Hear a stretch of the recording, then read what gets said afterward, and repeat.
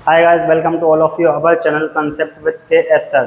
स्वागत है आप सभी का concept with K S sir में। तो देखिए, आज हम जो क्लास लेकर के आए हैं वो काफ़ी छोटी होने वाली है, काफ़ी छोटी क्लास होने वाली है, क्योंकि आज हम लेकर के आए हैं कि G20 में और कौन ऐड हुआ है जिसके कारण G20 नहीं रहा। अब जो G20 ग्रुप है उसमें और कौन ऐड हुआ है, उसमें एक और यूनियन को ऐड किया गया है। ठीक है, तो कौन सा यूनियन ऐड हुआ है जिसके कारण वो G20 अब G20 नहीं रहा है। ठीक है, तो हम इसमें G20 के बारे में टोटली नहीं पढ़ेंगे कि जैसे कि ये सारी, क्योंकि वो सारी चीज़ें ऑलरेडी शायद आपको पता होंगी। ठीक है, जैसे कि आपको पता हो, ये सारी चीज़ें आपको पता होंगी, जैसे कि अभी अभी सितंबर में सबमिट हुई है। ठीक है, 2023 की न्यू दिल्ली में, तो ये सब चीज़ें आपको पता हैं।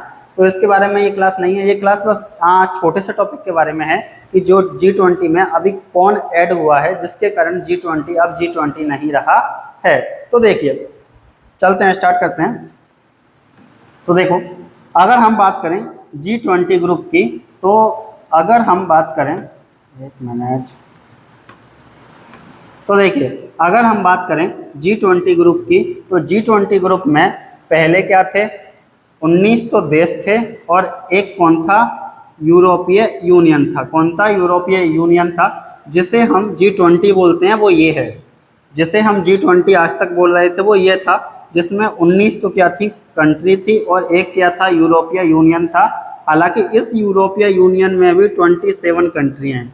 इस यूरोपीय यूनियन में भी कितनी कंट्री हैं, 27 कंट्री हैं। तो अगर देशों के अकॉर्डिंग बोलें कि 20 देश हैं G20 में, तो वो ठीक नहीं होगा, क्योंकि 20 देश नहीं है, क्योंकि 19 देश तो ये हैं और एक यूरोपीय यूनियन है जिसके अंदर 27 कंट्री हैं। 27 देश तो इसके अंदर हैं। ठीक है, तो देशों के अकॉर्डिंग अपने इसे G20 नहीं बोल सकते, ठीक नहीं रहेगा थोड़ा।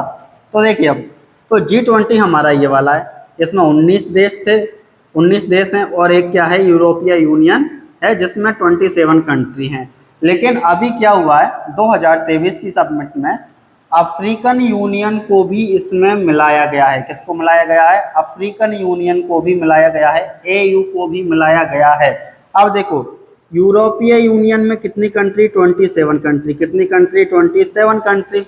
उसी प्रकार तो फिर अफ्रीकन यूनियन में भी कंट्री होंगी, तो अफ्रीकन यूनियन में टोटल 55 कंट्री हैं। कितनी है, टोटल 55 कंट्री हैं, 55 देश हैं। तो अब जो G20 होगा, तो वो अब G20 नहीं रहा, अब G20 नहीं रहा। तो अब क्या क्या हो गया भाई इसमें, अब इसमें 19 तो कंट्री हो गई ये वाली। ठीक है, एक क्या हो गया, यूरोपीय यूनियन जिसमें कितने देश, जिसमें 27 देश।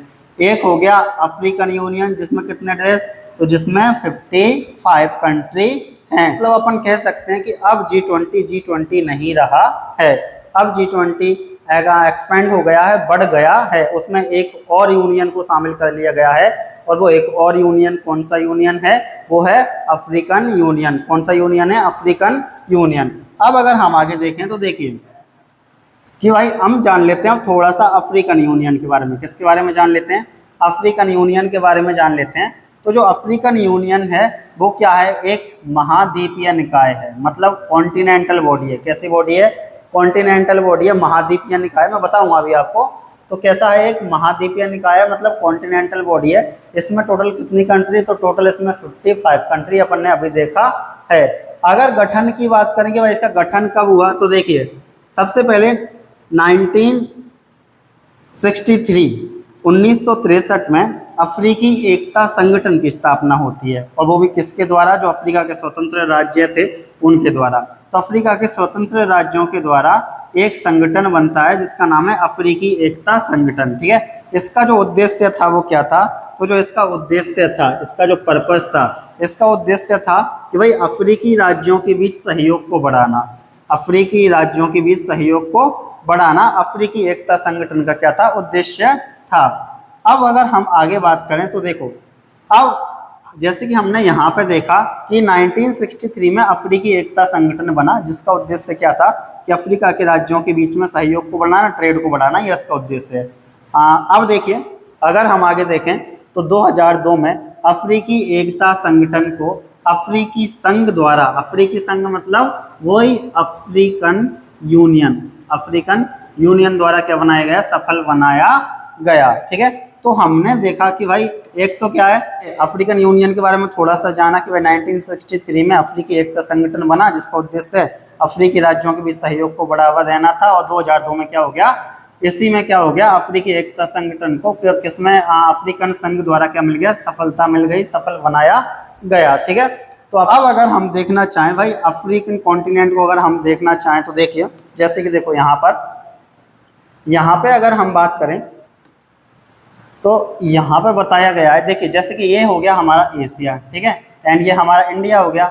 ये जो है ये वाला, ये हमारा क्या है, ये है हमारा अफ्रीकन यूनियन, जिसमें क्या है 55 कंट्री है, जिसमें कितनी कंट्री हैं, 55 कंट्री हैं। ये हमारा अफ्रीकन यूनियन है और ये हमारा यूरोपीय यूनियन है।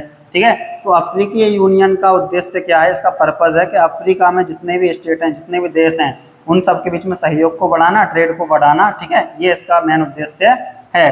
तो अब G20 जो हम बात कर रहे हैं, G20, अब G20 नहीं रहा है, वो एक्सपेंड हो गया है, वो बढ़ गया है। वो क्या गया है, वो बढ़ गया है।